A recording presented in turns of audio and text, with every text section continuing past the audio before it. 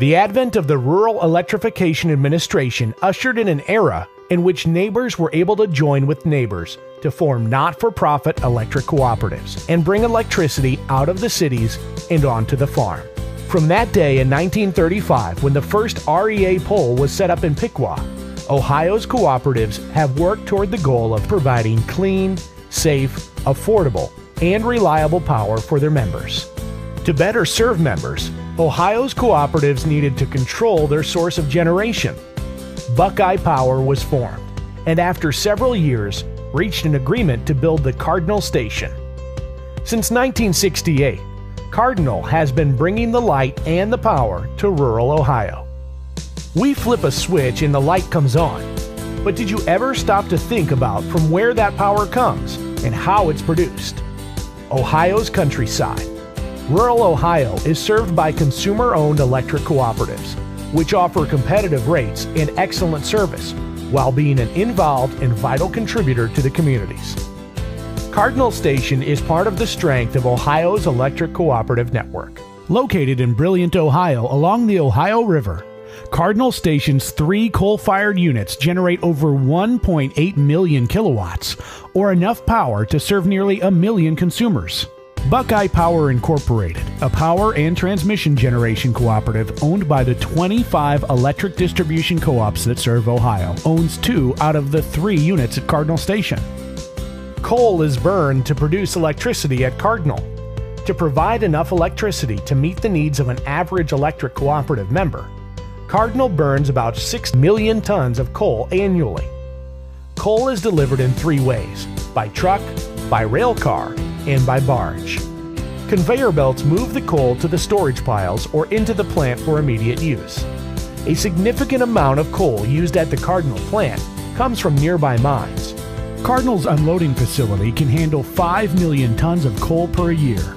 Once the conveyors move coal into the plant, pulverizers reduce it to a fine dust, like talcum powder, which is mixed with air and blows through large pipes to the boiler. Automatic feed systems operated from the main control room determine how much coal is fed into the unit. Each unit has its own control room, which serves as its nerve center, adjusting coal consumption and power production to meet the changing demand for electricity. The boiler is the focal point of each unit. The coal is burned to heat water in the boilers into steam. The pressure of that steam turns a turbine, which turns a generator, which produces electricity. Even though the physics is simple, the technology is not. Cardinal uses a 20-story boiler, but its size doesn't mean it's easy for the casual observer to see. It's surrounded by the pipes that move air and coal in, fans that draw air in and out, tubes that move water around the boiler, pipes carrying steam to the turbine, and pollution control equipment. The boiler itself is suspended from the top of the building, which houses it because the temperatures inside can cause it to expand downward by as much as 12 to 18 inches. The pulverized coal and air are blown into the boiler from burner ports on the boiler walls and ignites. Each of these ports is about 3 feet across. A massive fire with temperatures that can reach 2,500 Fahrenheit burns inside the boiler and heats ultra-pure water inside 1-inch tubes to more than 1,000 degrees, causing the water to flash instantly into steam. High pressure, high temperature steam from the boiler is directed into the turbine generator through heavily insulated pipes. Inside those orange housings at left, the turbine is connected by a shaft to the electric generator. As steam hits the turbine blades, the shaft turns the generator's rotor at 3,600 revolutions per minute. Inside the generator, the rotor turns, rotating an electromagnetic field. That produces electrical power at 26,000 volts. That power goes through a transformer and is stepped up to 345,000 volts, then sent out on transmission lines to consumers across the state. 2 water circulating systems work simultaneously, but the boiler water and condenser water never actually mix. Once the boiler steam has given up most of its energy in turning the turbine blades, it passes through a condenser below the turbine floor. The cool water circulating through the condenser lowers the temperatures of the steam, converting it back to water. Pure water is then forced back into the tubes lining the boiler, where the fires inside recharge it into steam. The warmed condenser water is pumped out to the cooling tower, where it cascades over film material that breaks the water into fine droplets. Air rushing through the base of the tower naturally cools the droplets, which then collect into the base to be pumped back to the condenser. The hyperbolic shape of Unit 3's 430-foot cooling tower creates a natural draft, as more than 300,000 gallons of water per minute circulate, dropping the temperatures of the condenser water by 20 degrees. The small amount of water lost through evaporation from the top of the cooling tower is replenished from the Ohio River.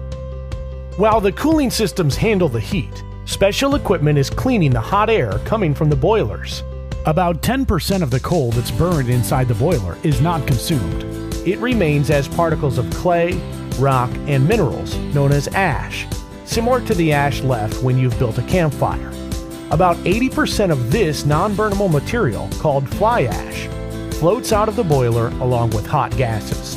Electrostatic precipitators prevent fly ash from being discharged into the atmosphere by the use of electrically charged plates to attract and catch the ash.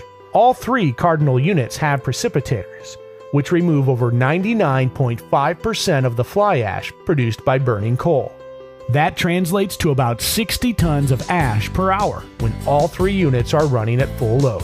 Fly ash that's collected is mixed with water and pumped in large pipes to a collecting pond for disposal. The other 20% of the ash produced, which falls to the bottom of the boilers, is called bottom ash. It's stored in ponds and is sold as an ingredient in road construction material and cinder blocks, or for snow and ice control on highways.